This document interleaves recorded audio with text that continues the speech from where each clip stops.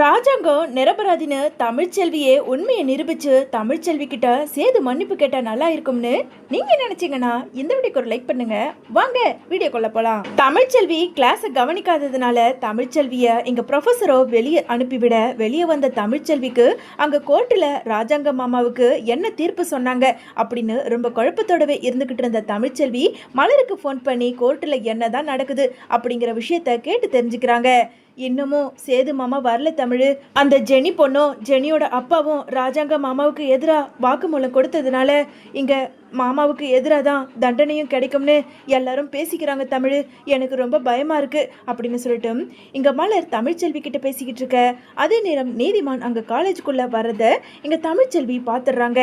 இந்த நேரத்துல இவர் எதுக்காக காலேஜுக்கு வரணும்? அக்கா உங்ககிட்ட நான் அப்புறமா பேசுறேன் அப்படின்னு சொல்லிட்டு தமிழ்ச்செல்வி போனை வச்சுட்டு நீதிமான் பிரின்சிபலோட ரூமுக்குள்ள போறத இங்க தமிழ்ச்செல்வி கவனிச்சிடுறாங்க. இந்த நேரத்துல எதுக்காக பிரின்சிபலோட ரூமுக்கு நீதிமான் போகணும்? இல்லை, இதில் ஏதோ சதி இருக்க மாதிரி இருக்கு அப்படின்னு சொல்லிட்டு பின்னாடியே பிரின்சிபல் ரூம் கிட்ட போக இன்னொரு பக்கம் இங்கே உள்ள வந்த நீதிமானை பார்த்து அங்கே ப்ரொஃபஸர் இருந்துக்கிட்டு, வாங்க சார், உங்களை தான் எதிர்பார்த்துக்கிட்டு இருந்தேன் சார். உங்களை ரொம்ப நாளாக எனக்கு தெரியும்னு சொல்லி தான் நீங்கள் கேட்டீங்களேன்னு ஒரு உதவி பண்ணேன். அதாவது சக்தியோட பாடிக்கு பதிலாக வேற ஒரு பாடியை போஸ்ட்மார்ட்டம் ரிப்போர்ட் பண்ண மாதிரி எனக்கு ரிப்போர்ட் கொடுங்கன்னு சொல்லியிருந்தீங்க. நானும் உங்களுக்காக எவ்வளவோ கஷ்டப்பட்டு உங்களுக்கு ஹெல்ப் பண்ணா நீங்கள் என்னமோ இப்படி உங்கள் ஆளுங்க கிட்ட சொல்லி வச்சுருக்கீங்க அப்படின்னு சொல்லிட்டு இங்கே ப்ரொஃபஸர் கேட்க நீதிமானுக்கு ரொம்ப அதிர்ச்சியாக இருக்கு. என்ன சார் சொல்கிறீங்க? நானா? இல்லவே இல்லை சார், நான் யார்கிட்டயும் சொல்லலையே. சொல்லாமலையா சார்? நேற்று நைட்டு எனக்கு ஃபோன் பண்ணி நாங்கள் பல லட்சம் தரோம், எப்படியாவது எங்களுக்கும் ஒரு ஃபேக்கான பாடியை ஏற்பாடு பண்ணி ஒரு ரிப்போர்ட்டை கொடுங்கன்னு சொல்லி என்கிட்டயே பேசுகிறானுங்க. எனக்கு அதனால தான் சார் பயம் வந்து உங்களை வர சொல்லியிருக்கேன் அப்படின்னு சொல்லிட்டு இங்கே பிரின்சிபல் சொல்ல உடனே நீதிமான் இருந்துக்கிட்டு, சார் எதுக்கும் பயப்படாதீங்க, உங்களை போட்டு வாங்கிறதுக்காக இப்படியெல்லாம் நடந்திருக்கானுங்கன்னு நினைக்கிறேன். சரிங்க சார், நான் எதுக்காக வந்திருக்கேன்னா நீங்கள் எனக்கு எவ்வளவோ உதவி பண்ணியிருக்கீங்க, அதனால இதில் ஒரு 50 லட்ச ரூபாய் பணம் இருக்குது, நீங்கள் வாங்கிக்கோங்க சார். இன்னும் கொஞ்ச நேரத்தில் அங்கே ராஜாங்கத்துக்கு கோர்ட்டில் கொலை பண்ணதுக்கு ஜட்ஜ் அவனுக்கு சரியான தண்டனை வாங்கி கொடுத்துருவாரு. நீங்கள் இந்த பணத்தை வாங்கிக்கோங்க சார் அப்படின்னு சொல்லிட்டு அங்கே நீதிமான் பணத்தை நீட்ட இங்கே பிரின்சிபலுமே சரின்னு சொல்லிட்டு அந்த பணத்தை வாங்க இங்க நடக்கிற எல்லாத்தையுமே அங்க தமிழ்ச்செல்வி மறைஞ்சிருந்து ஒட்டு கேட்டுறாங்க. அடப்பாவீங்களா, இதனாலதான் சக்தியோட ரிப்போர்ட்டை படிச்சுக்கிட்டு இருக்கும்போது இந்த பிரின்சிபல் என்கிட்ட இருந்து புடுங்கிக்கிட்டு போனாரா? இல்ல, இதை விடவே கூடாது. கண்டிப்பா இப்பவே கருப்பண்ணனுக்கு ஃபோன் பண்ணணும். அவங்க வேற எந்த ஆதாரமும் இல்லாம எங்க அலைஞ்சுக்கிட்டு இருக்காங்கன்னு தெரியல. இப்பவே இந்த நிமிஷமே அப்படின்னு சொல்லிட்டு வேக வேகமா தன்னோட போனை எடுத்து அங்க கருப்புக்கு ஃபோன் பண்ண இங்க கருப்பு போனை அட்டன் பண்ணி, சொல்லுமா தங்கச்சி, என்ன விஷயம்? அண்ணே, என்னண்ணே, ஏதாவது ஆதாரம் கிடைச்சதா இல்லையா? எங்க தங்கச்சி, நாங்களும் சுத்த முத்த செங்கல் சூழன்னு எதோ இடத்துல தேடி பார்த்துட்டோம். ஆனால் சக்தி இருக்க மாதிரி தெரியவே இல்லை. என்ன பண்ணுறதுன்னு தெரியல. இன்னும் கொஞ்ச நேரத்தில் ராஜாங்க மாமாவுக்கு அங்கே தண்டனை அறிவிச்சிருவாங்கன்னு இப்போ தான் கொஞ்ச நேரத்துக்கு முன்னாடி கோர்ட்டிலேருந்து ஃபோன் பண்ணி சொன்னாங்க. என்ன பண்ணுறதுன்னு தெரியலை அப்படின்னு சொல்லிட்டு இங்கே கருப்பு சொல்லிக்கிட்டு இருக்க, ஐயோ அண்ணன், நீங்கள் எங்கே சுற்றி தேடினாலும் கண்டிப்பாக சக்தி அண்ணன் கிடைக்க மாட்டார். ஏமா, எதுக்காகம்மா அப்படி சொல்கிற? அண்ணே, அந்த பிரின்சிபலும் நீதிமானும் சேர்ந்து தான் சக்தியை ஏதோ மறைச்சி வச்சிருக்காங்கண்ணே. ஆமாண்ணே, சக்தியை கொலை பண்ணாமலேயே ஒரு பொய்யான ரிப்போர்ட்டை என்னோட ஹாஸ்பிட்டல் பிரின்சிபல் தான் இப்படி ஒரு கேவலமான காரியத்தை அந்த நீதிமான் கூட சேர்ந்து பண்ணியிருக்காருண்ணே. 2 பேருமே இங்கே ரூம்குள்ளே பேசிக்கிட்டு இருந்ததை நான் ஒட்டு கேட்டுட்டேனே. அண்ணே, நீங்கள் எங்கே தேடினாலும் சக்தி அண்ணே கிடைக்க மாட்டாரு. நீங்கள் முதல்ல கிளம்பி இங்கே வாங்க அப்படின்னு கருப்பு கிட்ட காலேஜில் நடந்த எல்லா விஷயத்தையும் அங்கே கருப்பு கிட்ட சொல்ல கொஞ்ச நேரத்தில் கருப்போ சேது கிட்ட சொல்ல சேதுவும் கருப்பும் கிளம்பி நேரா அந்த நீதிமான கையும் களவுமா பிடிக்கலாம் அப்படின்னு சொல்லிட்டு நேரா காலேஜுக்கு வர இன்னொரு பக்கம் இங்க நீதிமானோ, இங்க பாருங்க சார், நீங்க எனக்கு பண்ணது பெரிய உதவி. என்னோட கட்சியிலையும் சரி என்னோட வாழ்க்கையிலையும் சரி மிகப்பெரிய எதிரியே அந்த ராஜாங்கம் தான். எப்படியோ அவனுக்கு இன்னும் கொஞ்ச நேரத்தில் தண்டனையை அறிவிச்சிருவாங்க. சரிங்க சார், நான் கிளம்புறேன் அப்படின்னு சொல்லிட்டு நீதிமான் கிளம்ப இன்னொரு பக்கம் இங்கே தமிழ்ச்செல்வியோ, ஐயோயோ இவன் வேற கிளம்புறானே, இவனை எப்படியாவது பிடிக்கணுமே, என்ன பண்ணுறதுன்னு தெரியலை, இன்னும் கருப்பண்ணனை வேற காணும், என்ன பண்ணுறது அப்படின்னு சொல்லிட்டு இங்கே தமிழ்ச்செல்வி யோசிச்சுக்கிட்டு இருக்க. ஆனாலும் வேற வழி இல்லாமல் அங்கே நீதிமான் அங்கேருந்து கார் எடுத்துக்கிட்டு கிளம்புறாரு. அங்கே வந்த கருப்புமே, எங்கம்மா எங்க இருக்கான் அந்த ஃப்ராடு அப்படின்னு சொல்லிட்டு பதட்டத்தோட கேட்க, அண்ணே என்னண்ணே இவ்வளோ லேட்டாக வரீங்க? இப்போதான் கொஞ்ச நேரத்துக்கு முன்னாடி தான் அந்த நீதிமான் பிரின்சிபல் கிட்ட பணத்தை கொடுத்துட்டு இதோ கிளம்பி போகிறான். என்ன பண்ணுறது? இப்போ எப்படி பிடிக்கிறது? அண்ணே ஒன்றும் நீங்கள் பதட்டப்படாதீங்க. அவன் போய் 5 நிமிஷம் தான் ஆகுது. அவனை எப்படியாவது ஃபாலோ பண்ணிக்கிட்டு போனீங்கன்னா கண்டிப்பாக அந்த சக்தி இருக்க இடத்த நீங்கள் கண்டுபிடிச்சிருவீங்க. தமிழ்ச்செல்வி பதட்டத்தோட பேசிக்கிட்டு இருக்க உடனே இதை பார்த்துக்கிட்டு இருந்த சேது இருந்துக்கிட்டு, மாமா இவ நம்மளுக்கு நேரம் இல்லைன்னு சொல்லிட்டு தேவையில்லாத எதை பேசிக்கிட்டு இருக்கா.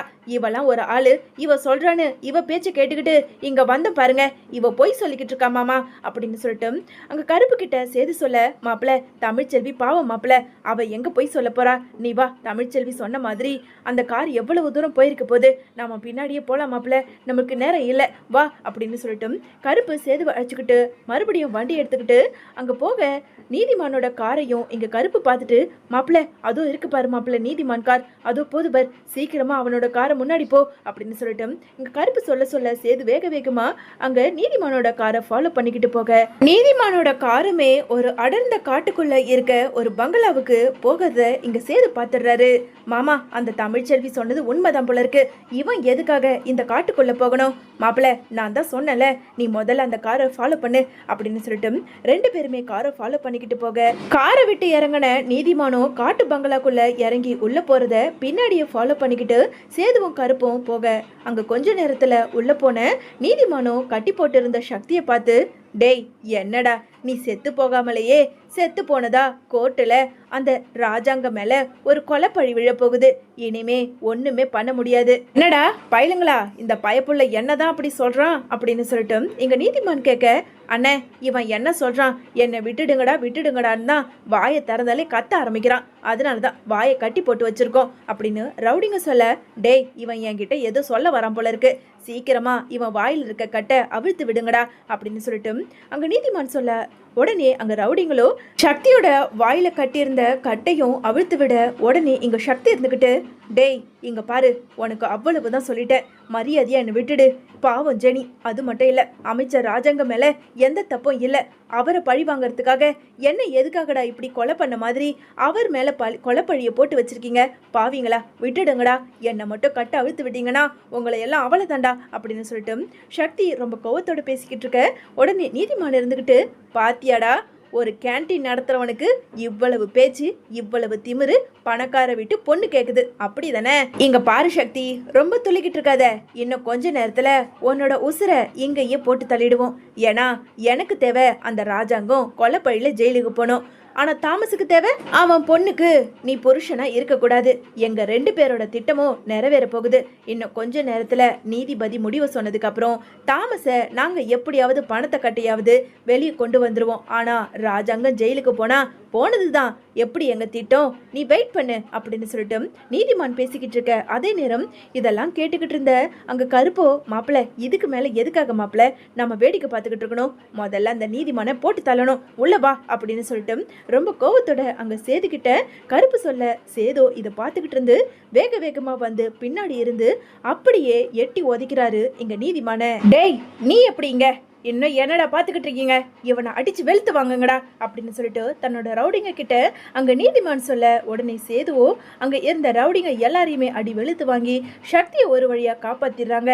எவ்வளவு தைரியம் இருந்தா என் அப்பாவை பழி வாங்கறதுக்காக இப்படி சக்தியை கடத்தி கூட்டிட்டு வந்து வச்சுட்டு சக்தியை கொலை பண்ணதா சொல்லி என் அப்பாவை ஜெயிலுக்கு அனுப்பியிருப்ப அப்படின்னு சொல்லிட்டு வந்த ஆத்திரத்துக்கு அங்க இருந்த சேது நீதிமான அடி வெளுத்து வாங்க, போதும் நிறுத்து, இங்க பாரு இந்த விஷயத்துல நான் மட்டும் கிடையாது, உன் வீட்டில் இருக்காளே அந்த ஈஸ்வரி அந்த தாமஸ் எல்லாரும் சேர்ந்து தாண்டா இந்த சக்தியை ஒரு வழி பண்ணணும்னு நாங்கள் பெரிய திட்டம் போட்டிருந்தோம் அப்படின்னு சொல்லிட்டு இங்க நீதிமான் சொல்ல, இதை கேட்டதும் சேதுவுக்கும் கருப்புக்கும் ரொம்ப அதிர்ச்சியா இருக்கு. மாப்பிள்ள ஈஸ்வரியை பத்தி சொல்றோம் மாப்பிள்ள.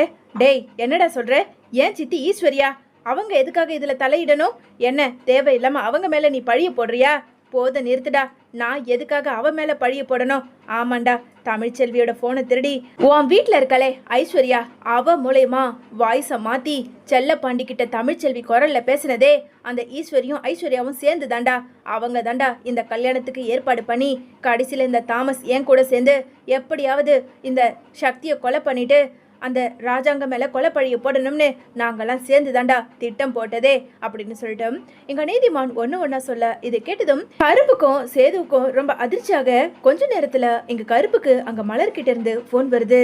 ஹலோ அண்ணே, எங்கன்னு இருக்கீங்க? இங்க ராஜாங்க மாமாவுக்கு தண்டனையை அறிவிக்க போறதா இன்னும் கொஞ்ச நேரத்துல சொல்ல போறாங்கன்னு இங்க எல்லாரும் பேசிக்கிறாங்கன்னு, சீக்கிரமா வாங்கண்ணே அப்படின்னு சொல்லிட்டு இங்க மலர் சொல்ல உடனே போன் வச்ச கருப்போ, மாப்பிள்ள இதையெல்லாம் அப்புறம் வந்து பாத்துக்கலாம், முதல்ல இவனை புடிச்சுக்கிட்டு போய் கோர்ட்டில் நிப்பாட்டி எப்படியாவது இவன் வாயால இருந்து எல்லா உண்மையும் வர வச்சு ராஜாங்க மாமாவை காப்பாற்றணும், நமக்கு நேரம் கிடையாது, சக்தி எழுந்திருப்பா அப்படின்னு சொல்லிட்டு சேதுவும் கருப்பும் அங்க இருந்த நீதிமான புடிச்சுக்கிட்டு போய் கோர்ட்டிலையும் ஆஜர்படுத்த நீதிமான புடிச்சுக்கிட்டு வந்ததை பார்த்ததும் ஈஸ்வரி, சித்ரா, ஐஸ்வர்யானு எல்லாருக்குமே அதிர்ச்சியா ஒரு பக்கம் இருக்க, அங்க இருந்த நீதிபதி கிட்ட சேது நடந்த எல்லாத்தையும் சொல்ல அங்க இருந்த நீதிமான அடி வெளுத்து வாங்கினதுல நீதிமானுமே நடந்த எல்லாத்தையும் ஒண்ணு விடாம சொல்ல ஒரு வழியா அங்க ஜட்ஜுமே ராஜாங்கத்தை விடுவிச்சிடுறாரு. விடுவிச்ச கொஞ்ச நேரத்துல ராஜாங்கம் இங்க சேது கிட்ட வந்து, ஐயா சேது, எந்த நேரத்துல ஒன்ன நான் பெத்தனோ எப்படியோ என்னை நீ காப்பாத்திட்ட அப்படின்னு சொல்லிட்டு நன்றி சொல்லிக்கிட்டு இருக்க ராஜாங்கத்தை பார்த்து இங்க சேது இருந்துக்கிட்டு, அப்பா நீங்க எனக்கு நன்றி சொல்ல வேணாம்ப்பா, தமிழ்ச்செல்விப்பா, என்னையா சொல்ற? ஆமாப்பா, திக்கு திசை தெரியாம எங்க போய் என்ன கண்டுபிடிக்கிறதுன்னு தெரியாம அலைஞ்சுக்கிட்டு இருக்கும் போதுதான் தமிழ்ச்செல்வி ஒரு உண்மையை கண்டுபிடிச்சு சொன்னாப்பா, அதனாலதான் நாங்க இந்த உண்மையை கண்டுபிடிச்சோம். தப்பு பண்ணிட்டேன்ப்பா, தமிழ்ச்செல்வி மேல ஒரு பெரிய பழிய போட்டு அவளை அந்த வீட்டை விட்டு அனுப்பிட்டேன்ப்பா, நான் அப்படி பண்ணியிருக்க கூடாது. என்னையா சொல்ற?